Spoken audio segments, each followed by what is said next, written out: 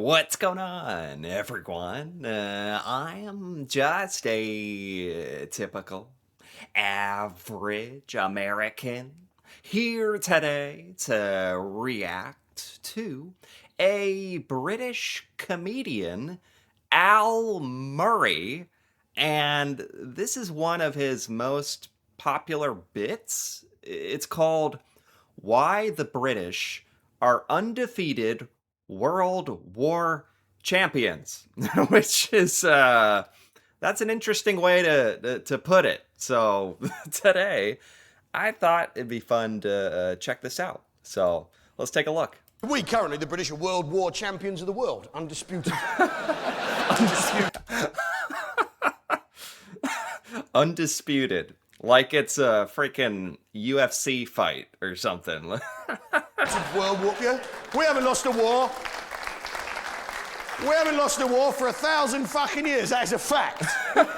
Yeah, we even had a war against the French that lasted 100 years, called the 100 Years' War. And the reason it lasted 100 years is because we're enjoying winning it so much, we've spun it out for the full sense.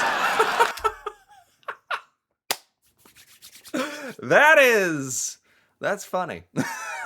This man, I've reacted to one or two things of Al Murray in the past, but it's been a while. I forgot, like, he is so unique. There's nothing even remotely like him here in the United States, and his humor, and he's also strangely, like, actually very good at history. Even though it's all jokes, it's all like kind of accurate in a weird way, and we were enjoy. Oh boy, can you say that? Are you allowed to say that? You're enjoying the war. You're enjoying winning the war so much you just dragged it out for 100 years. The reason it lasted 100 years is because we're enjoying winning it so much, we've spun it out for the full sense. Oh yeah. If it's going well, you stay at the crease, don't you? Now, the point is... Yeah. I mean, we had to help the Americans in the Iraq War, and there are people who say the Iraq War was unnecessary. I cannot agree. It was essential practice in case one comes along, we've actually got to fight, wasn't it? This is another thing I enjoy, honestly, is like, because it's the point of humor and comedy is to kind of like push the envelope a bit and kind of talk about things that are like almost kind of taboo, or and make fun of it. That's kind of the point. And yeah, the Iraq War is definitely like a sore spot for, most Americans, I would say, and we definitely appreciate any and all help that the British military gave us. And I know a lot of people say a lot of very negative things about that whole conflict, actually, and its purpose. And so it's funny that he just, you know what? For Al Murray, for the British, at worst, it was practice. What? Got to stay match fit in case the Germans try again. I've been too quiet for too long. He is insane in the best way possible. You gotta stay match fit. Yeah. How else are you gonna? Yeah. I mean, they're saying Iraq's turning into a new Vietnam. Oh no, loads more fucking miserable films with Yanks in. Now, the point is... What? Hey, I didn't know that the United States was gonna get like dragged into this comedy routine. I should have figured somehow we're gonna be made fun of, but I didn't know that. No, we had to help you. We had to help the Americans, because they've never won one on their own before, have they? And they came to the experts, undefeated World War champions of the world, because the British Army, the British Army works on a simple system, doesn't it? Yeah. I think, actually, like, technically speaking, it's been a long time since the U.S. has technically won a war or a military conflict or had a good result, honestly. Maybe since the American War for Independence, we haven't really had a good outcome for us. But Americans were very proud of our military, very proud. A lot of pride, maybe some ego in that. And so he's making jokes about it, but that's the point. and it is funny. World War champions of the world, because the British Army, the British Army works on a simple system, doesn't it? Yeah? The American Army, a dog's breakfast, with all due respect. The battle plan for Iraq was a disaster, wasn't it? I mean, I'm sorry, I just got hung up. Did he call our military a dog's breakfast or something? Did he just say that? A dog's breakfast, with all due respect. Because the battle plan for Iraq was a disaster, wasn't it? Because what did they do? And we all knew it was a rubbish battle plan. You knew, didn't Heidi? You knew, didn't you, love? It doesn't concern you, sweetheart. Everyone knew. Oh my God, these poor Americans in the audience live. I mean, it must have been awesome to see this live, but also kind of like he engages with the audience, which is fun, but at the same time, you have no idea what he's going to do or say. Quite literally, I've never seen a stand-up comedian where you have no idea what he is about to say, and it's riveting. It's good. It's engaging. He's very good. Like, I really like him. Even though somehow this is supposed to be about the British or undefeated World War champions. It's about how we botched Iraq and all that stuff, which a lot of Americans frankly agree with, so it's fine. I don't know if we like being made fun of for it, but maybe we deserve it. The boys knew the Yanks were going to fuck it up, didn't you, fellas? You knew, didn't you? You knew. Yeah, Ludwig. Yeah, you knew with your detailed understanding of military campaigns. We all knew. Phil knew. Yeah, as Vera slammed the phone down on him, and yet again, he knew. You boys, you knew, didn't you? Yeah? Yeah, the American battle plan. You knew, didn't you, Andrew? Your head full of uniforms. Oh, those poor boys. Yeah, I mean, if you don't know, it was like right after the terrorist attacks in New York City, the Twin Towers destroyed, and other places, the Pentagon, and the U.S. response to that terrorist attack on our country was to basically attack Afghanistan, go into Iraq, try to find weapons of mass destruction was the term, and we ended up just occupying that area for decades after, I think, and it was kind of a drawn-out disaster with no real good conclusion. We all knew. We all knew. Because what did the Americans do? Basic, bottom line, battlefield error. They sent Marines,